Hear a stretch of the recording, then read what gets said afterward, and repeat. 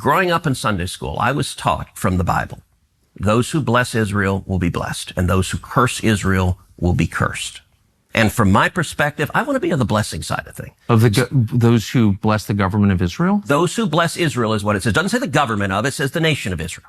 Okay, so we're going to pause here.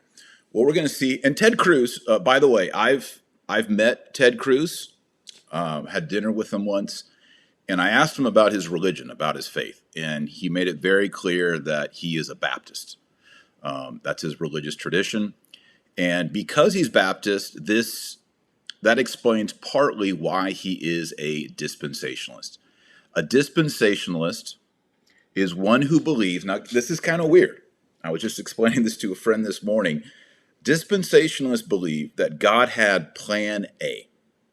And plan A was to choose the descendants of Abraham, Isaac, and Jacob, the 12 tribes of Israel, sustain them, have the Messiah, Jesus Christ, born in Israel, and then they would all accept Jesus as the Messiah, and by that it would trigger all the nations coming to Jerusalem and all of them being reconciled to God, and then the end of the world would happen. Unfortunately, according to the dispensationalists, this is not Catholic theology, this is not Eastern Orthodox theology, it's not even historic Protestant theology. According to the dispensation, something went wrong. What went wrong? Well, most of the Jewish people did not accept Jesus as the Messiah in AD 33. They crucified him, they rose again, and even after that, most of the Jewish people, many did, the Blessed Virgin Mary, Peter, Paul, Andrew, Simon, so on, because they did not accept the Messiah, God hit pause. And he started what the dispensationalists call the parenthesis, the grammatical parenthesis. And God went to plan B. And plan B was to extend the gospel and salvation to all the Gentiles. And once all the full number of the Gentiles, the non-Jews, found Jesus, God would then push the play button, end the parentheses of the non-Jews by rapturing. You ever heard of rapture? It's not a Catholic idea. It's not an Eastern Orthodox. It's not even historical Protestant. He will rapture. He'll lift up all the believing Gentiles into heaven. He'll push the play button, and then everything will start again for the Jewish people, and they'll accept Jesus. There'll be a tribulation, Antichrist, and then the end of the world will come. So the key thing to understand about dispensationalism is there's a plan A, Jewish, and there's a plan B, non-Jewish. And we're living in that parenthesis, that B plan. And the dispensationalists, like Ted Cruz, as we just saw, they believe that we Gentiles have to bless the nation of Israel because it's an end time sign, and we will soon be raptured out, and then God will start dealing with the Jews and bring them to Jesus. That is not what we believe as Catholics. I wrote a best-selling commentary in the book of Revelation. It's called Antichrist and Apocalypse. You can get it at Amazon.com or get the Audible version. I lay out the historic, what's called covenant theology.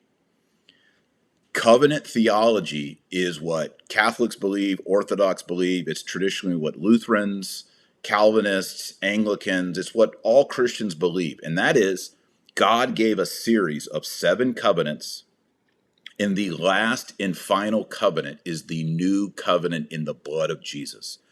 Jesus instituted the new covenant at the Last Supper, which was the first Eucharist.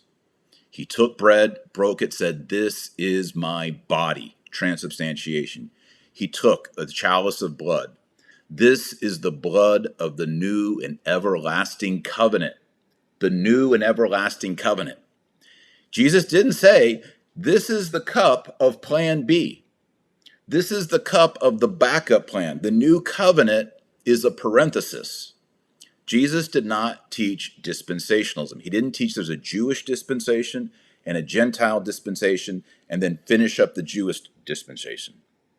Instead, what you see beginning in Genesis is God chooses a couple, Adam and Eve, and then he chooses a group of people under Moses. Or first he chooses Abraham and his people, and then Moses, a nation, And then King David, a kingdom. And then there's all the prophets. And then Jesus, John the Baptist, and then Jesus comes preaching the kingdom of heaven is at hand. It is the fulfillment. It is the end. It is the climax. It is the culmination. It is the new and everlasting covenant, the last covenant. That's it. It fulfills all the previous covenants. It doesn't destroy the previous covenants. It fulfills all the previous covenants. So it fulfills the covenant with Adam. Jesus is the new Adam. It fulfills the covenant of Abraham, that I will bless all nations through you, as we'll see. That means Jesus, not the state of Israel. It fulfills the covenant with King David, with the Messianic king. And everything is fulfilled with Jesus Christ and his body. That's the church. And there's only one church. Jesus doesn't have two wives, Israel and the church. God is not a polygamist. God has one spouse, one bride of Christ, and it is the one holy Catholic and apostolic church.